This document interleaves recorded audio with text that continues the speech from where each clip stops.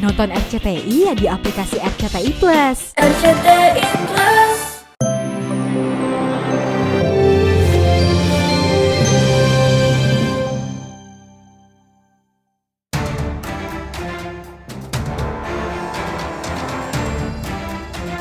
Pemirsa, Meili atau Lisachi, mantan istri artis Okan Cornelius, resmi menjadi tersangka terkait dugaan pencemaran nama baik. Diketahui Lisachi dilaporkan Okan pada bulan Maret 2021 lalu. Okan menuding Lee melakukan pencemaran nama baik lewat tuduhan pencurian. Tudingan yang dimaksud adalah ketika Lee membuat laporan kehilangan barang di Polsek Limo Depok pada bulan Oktober tahun 2020. Saat itu, Lee mengaku kehilangan berlian dan beberapa tas mahal sebelum meninggalkan rumah Okan lantaran cekcok. Saat ditemui awak media, Lee menanggapi penetapan status tersangka atas laporan Okan terkait dugaan pencemaran nama baik. Benarkah Lee bingung lantaran saat itu Lee benar-benar merasa kehilangan barang di rumah mantan suaminya? Benarkah Lee selama ini tidak pernah menerima surat panggilan untuk diperiksa atas laporan Okan? Bahwa klien kami sejak tanggal 12 Oktober 2021 ditetapkan sebagai tersangka oleh pihak Polres Depok. Nah, di sini tersangka dalam pasal 310 dan atau 311 Kitab Undang-Undang Tindak Pidana. Artinya bukan ITE ya. Tersangkanya berdasarkan pasal 310, 311 artinya tindak pidana biasa ya, bukan undang-undang ITE. Acuannya apa nih? Dasarnya apa? Laporan polisi. Iya kan? Sementara di laporan polisi yang di Polsek 5 itu kasus pencurian ya kalau tidak salah itu. Nah, di situ tidak disebutkan terlapornya. Aneh nggak? Lain halnya ada terlapornya. Iya, kalau misalnya klien kami menyebutkan secara terang-terangan di media, otomatis kan harus tersangkanya undang-undang ITE. Tapi di sini kan faktanya 310, 311, tindak pidana biasa KUHP. Sebenarnya aku melaporkan itu emang benar aku kehilangan, aku nggak playing victim. Jadi emang saat itu aku benar-benar kehilangan dan aku melaporkan. Terlepas barang endorsan, kalau aku jabarkan lagi, nanti akan jadi bumerang juga. Jadi mungkin dia lupa saat itu kayak perhiasan aku sempat dia jual semua. Terus barang-barang endorsan juga kita jual semua untuk nutupin masalah problem kayak keuangan keluarga lah gitu loh, intinya seperti itu ya. Jadi sebenarnya bukan pengen diungkit-ungkit lagi, nggak mau juga dibahas ke sana. Intinya adalah dengan status ini aku tuh bingung gitu loh, karena dari awal aku dipanggil pertama itu kan nggak nyampe suratnya ke aku. Jujur ya, kalau khawatir aku nggak khawatir sama sekali dan nggak takut sama sekali, karena aku bukan yang playing victim ngada-ngada dengan laporan. Dan aku juga melaporkan ya emang aku dirugikan gitu loh. Jadi aku ada sempat nonton YouTube, permintaan dia katanya 2 ya, aku minta maaf dan harus ceritain sebenar-benarnya. Ya kalau mau aku ceritain sebenar-benarnya itu nggak akan bisa ngerubah apapun ya, emang begitu cerita sebenarnya. Ya, pihak Lee merasa banyak kejanggalan dengan penetapan status tersangkanya. Lee pun mengungkap dirinya siap untuk mengambil jalur hukum. Karena dari awal itu menurut aku udah janggal banget sih. Dari panggilan pertama itu kan surat nggak nyampe ke aku, dari lidik langsung naik ke sidik. Aku kan bingung pas panggilan kedua. Nah pas panggilan Sudah kedua tersangka. Oh iya, pas panggilan kedua itu aku mau pergi ke Turki itu ya ditahan, harus kasih BAP hari itu juga. Nah jadi aku sempet bingung, dan aku tuh udah yang itikat baik gitu loh. Oke, duduk, masalah ini kan udah hampir 2 tahun ya Mbak Masnya, maksudnya udah hampir 2 tahun, kenapa nggak mau duduk bareng sih gitu loh. Oke, dalam rumah tangga misalnya kan namanya divorce, bercerai, pasti lu ada salah, gua ada salah gitu. Nggak mungkin kan gua semua yang salah gitu loh. Nah terus aku bingung, kalau emang dia merasa nggak bersalah dan dalam kasus yang aku laporkan, kenapa mesti takut gitu loh. Nggak mungkin lah, maksudnya dengan alasan gue lawyernya bilang sama aku udah move on Li, jadi dia nggak mau ketemu sama kamu. Lah kalau dibilang move on, gue juga udah move on gitu loh. Tapi kan gue mau masalah ini selesai. Aku juga nggak ngerti sampai tiba-tiba nyampe dengan begini. Ada beberapa kejanggalan emang dari awal. Namun, Lee dan kuasa hukumnya juga tak mau gegabah. Meski siap mengambil langkah hukum, Lee tetap akan menunggu balik langkah dari pihak Okan. Lee mengungkap dirinya akan mengumpulkan bukti-bukti kuat untuk melaporkan balik mantan suaminya. Pihak sana itu maunya apa, kita tinggal ngikutin saja. Tapi kita sudah pegang juga sesuatu begitu. asumsi-asumsi semua, bukan berdasarkan fakta. Saya juga sudah pertanyakan juga sama penyidik bahwa apa yang mendasari ini masih jadi tersangka, karena menurut saya ini masih terlalu prematur. Karena dia kutip-kutip dari media, kita bisa saja lakukan upaya hukum, tapi poin garis besarnya sudah saya tangkap, maksud dan tujuannya sudah saya tangkap. Begitu, makanya kita ini lihat ini mau dibawa kemana ini barang, dan kita siap melawan, begitu, dalam artian lakukan upaya hukum. Tapi tergantung dari sana, gitu, tergantung cuaca. Kalau panas cuacanya atau mendung, ya kita siap juga mengikuti aja pada prinsipnya, gitu. Karena poinnya kita sudah tangkap. Kalau misalnya dia emang nggak merasa bersalah atau emang dia merasa benar, kenapa harus takut untuk duduk sama aku?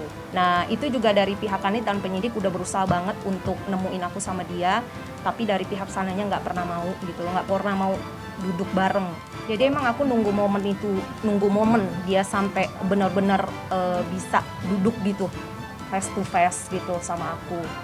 Jadi jangan disangkut pautkan dengan move on, jangan fokus aja sama masalah ini gitu loh. Kan laki-laki kan harus berani ya ngadepin masalah. Intinya itu cuma itu sih.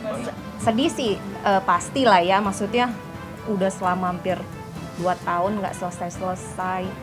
Lu dari pengadilan gugat aku cerai, ngindar terus, nggak pernah berani ketemu. Kenapa gitu loh. Terus masalah ini pun lu juga mesti menghindar. Kenapa? Kalau emang lu nggak salah gitu loh, ya berani hadepin aku gitu, maksud aku gitu. Tujuan aku ketemu duduk pun dari pihak penyidik dan Kanit loh, bukan aku yang mau gitu loh. Jangan melebar kemana-mana, intinya sih seperti itu.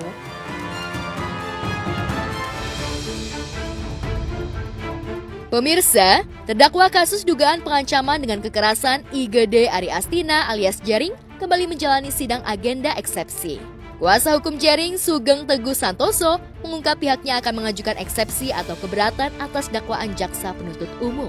Ada 3 hal yang disampaikan pada sidang eksepsi yang digelar kemarin. Hari ini sidang kedua ya, kasus Jering. Acaranya adalah Jering dan tim pembelanya membacakan tangkisan terhadap surat dakwaan jaksa. Tanggapan kami atau eksepsi ini kami sampaikan 3 hal ya. Ternyata dari dokumen berkas perkara, Adam Denny itu melakukan perekaman secara ilegal tanpa izin dari Jering ya, berdasarkan pasal 31 Undang-Undang ITE dan juga ketentuan yang menyertainya. Perekaman itu hanya boleh dilakukan oleh penegak hukum, polisi, kejaksaan dalam satu proses hukum. Jadi perekaman yang dilakukan Adam Denny ini ilegal. Ada satu dakwaan yang menurut saya dakwaan ini tidak lengkap, ya, tidak jelas. Ini terkait pernyataan Adam Denny bahwa dia ketakutan. Dalam dakwaan jaksa tidak diuraikan benarkah dia takut. Karena pasca perekaman telepon tersebut, kita tahu Adam Denny sebagai seorang selegram tetap aktif di media sosial, tidak menunjukkan kesan ada perasaan takut terkait dugaan ancaman. Ya, dalam eksepsi yang dibacakan oleh tim kuasa hukumnya, Jering menyatakan nota keberatan, salah satunya adalah Adam Denny sebagai pelapor diduga mencoba meminta uang fantastis kepada Jering. Jadi kami akan berhasil membongkar ya. Ternyata ada motif yang nilainya ekonomi, motif uang di balik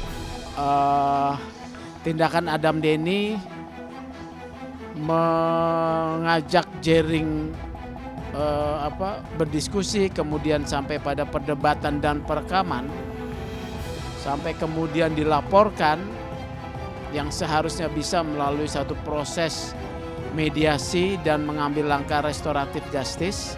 Ternyata Adam Denny tidak mau. Itu terbongkar ternyata pada 19 November 2021 pukul 5 sore ada pertemuan antara Adam Denny ya, dihadiri oleh beberapa orang dari mereka dan juga Jering dan juga ayahnya.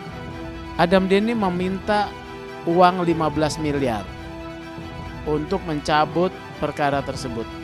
Jering tidak punya uang sebesar itu. Kemudian Jering sampaikan dia hanya punya tanah yang diperkirakan nilainya cuma 4M. Ternyata Adamdeni menghubungi bos-bosnya yang katanya bos-bosnya ini mempunyai kekuasaan yang di atas presiden, minta 10 miliar. Di bawah itu tidak bisa. Silakan ke pengadilan saja. Jering tidak mampu 10 miliar, dia minta supaya boleh dimaafkan dan dibuatkan satu pemberian maaf secara tertulis. Adamdeni minta lagi 150 juta. Jering menyetujui sebetulnya karena itu untuk meringankan nanti di persidangan, tetapi Adamdeni minta syarat bahwa surat pernyataan pemberian maaf tertulis dia tidak berikan kepada Jering, tetapi dia berikan kepada seorang yang direkomendasikan untuk menjadi advokatnya Jering. Jadi itulah rangkaian peristiwa yang bisa kita baca bahwa ada motif ekonomi. Saya tidak mau mengatakan itu sebagai satu bentuk pemerasan, ya. Tapi ada motif ekonomi yang dibangun oleh Adamdeni dalam kasus ini. Tak hanya itu, pihak Jering juga meminta permohonan penangguhan penahanan dan meminta untuk dijadikan tahanan kota. Dikabarkan Ibunda Jering saat ini tengah jatuh sakit. Lantaran hal tersebut, Jering mengajukan permohonan untuk dijadikan tahanan kota dan memanfaatkan waktu yang diberikan untuk merawat sang ibu. Ya, tadi Jering mengajukan dalam persidangan bahwa dia mohon supaya bisa ditangguhkan penahanannya, supaya dia bisa mengurus ibunya, ya, karena dia kan tulang punggung. Ibunya itu hidup dari ditanggung oleh Jering dan ibunya juga sakit-sakitan. Jadi dia ajukan itulah alasannya. Yang kedua dia juga minta persidangan secara offline dihadirkan di persidangan. Kita kan seminggu lagi sidang. Mungkin sudah ada jawaban penetapan dari majelis hakim.